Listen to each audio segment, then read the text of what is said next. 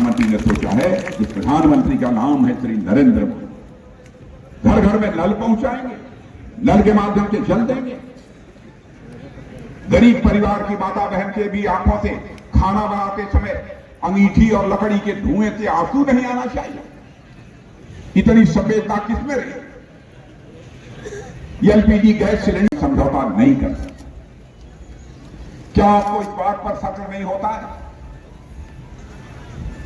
कि भारत जब भी पहले कांग्रेस चुनाव आता था बराबर वादे करती थी, हमारी सरकार बना दो, हम सच्चाई को स्वीकार करती हैं।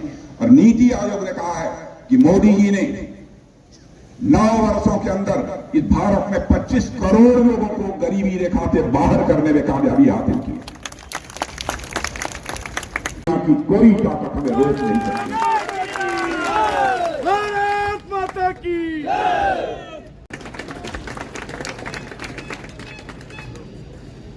भारत यदि आजाद हुआ है तो आप जानते हैं चंद्रशेखर आजाद, सरदार भगत सिंह, खुदीराम बोस, अशफाक उल्लाह खान जैसे नौजवानों ने हंसते हंसते फांसी को फंदे को छीन लिया था। इसी राष्ट्रीय स्वाभिमान की भावना के कारण तब जाकर यह भारत आजाद हुआ। भारत को आजादी ऐसे ही नहीं मिली, लेकिन स्वाभिमान के साथ साथ संयम भी होना चाहिए। स्वाभिमान के कारण मन के अंदर अहंकार नहीं पैदा होना चाहिए। मैं सभी कार्यकर्ताओं से अपील करना चाहता हूं,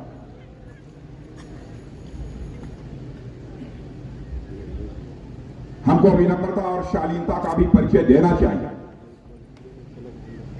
सवालों की चर्चा यह नहीं करना चाहता जो हमारे विपक्षी हम लोगों के बारे में सवाल किया करते हैं।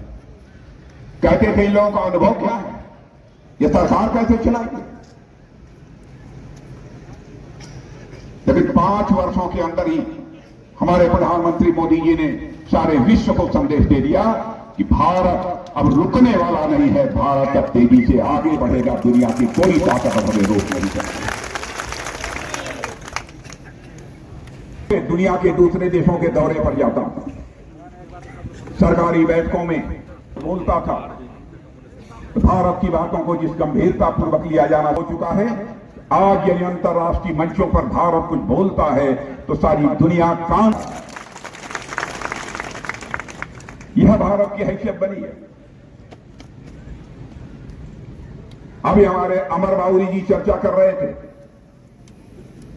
कि न्यूक्लियर वार को हमारे प्रधानमंत्री ने रोक दिया। मैं आपको याद दिलाना चाहता हूं, जब रूस और यूक्रेन का युद्ध प्रारंभ हुआ था, उस समय धड़ाधड़ रूस की तरफ से और यूक्रेन की तरफ से मिसाइलें चल रही थी।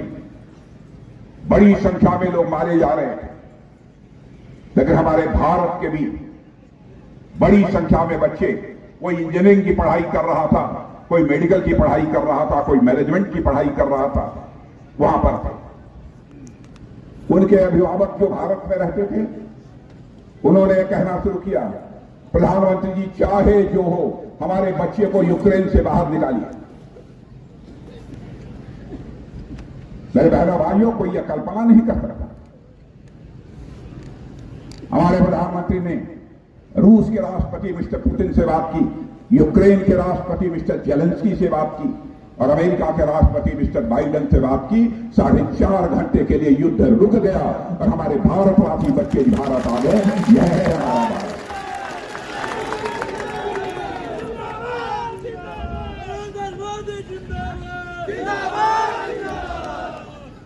धन दौलत तो यह मनुष्य की जिंदगी की, मनुष्य की जिंदगी में दूसरे पावदान पर हो।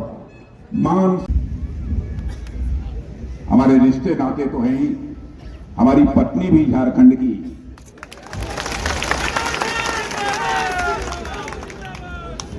आप यह समझ सकते होंगे कि आपके साथ हमारा कितना आत्मीय रिश्ता है।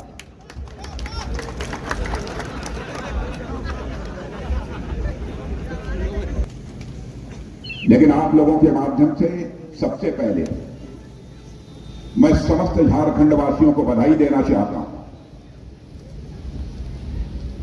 कि उनका एक मुख्यमंत्री जो कुछ दिनों के लिए लापता हो गया था, अब वह बाहर आ गया है और वह मुख्यमंत्री इस समय सरकार के मेहमान के रूप में जेल में।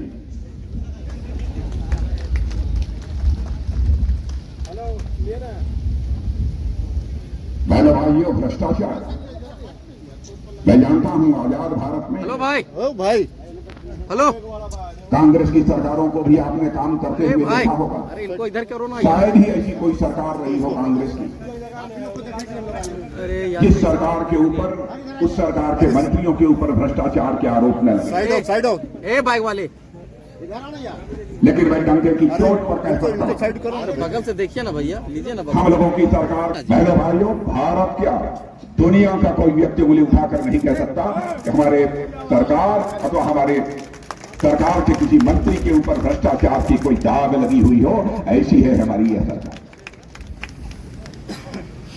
आप लोगों के खून पसीने से बनी हुई यह सरकार है। मैं संगठन की जिम्मेदारी लंबे समय तक निभा चुका हूं। जैसे आप सब यहां बैठे हो, आपको जानकारी शायद इस बात की नहीं होगी, मैं युवा मोर्चे का भी जिलाध्यक्ष रहा हूं, युवा मोर्चे का राष्ट्रीय अध्यक्ष रहा हूं, युवा मोर्चे का प्रदेश अध्यक्ष रहा हूं, भारतीय जनता पार्टी का भी जिलाध्यक्ष रहा हूं, भारतीय जनता पार्टी का प्रदेश अध्यक्ष रहा हूं और 2 बार भारतीय जनता पार्टी का राष्ट्रीय अध्यक्ष रहा हूं।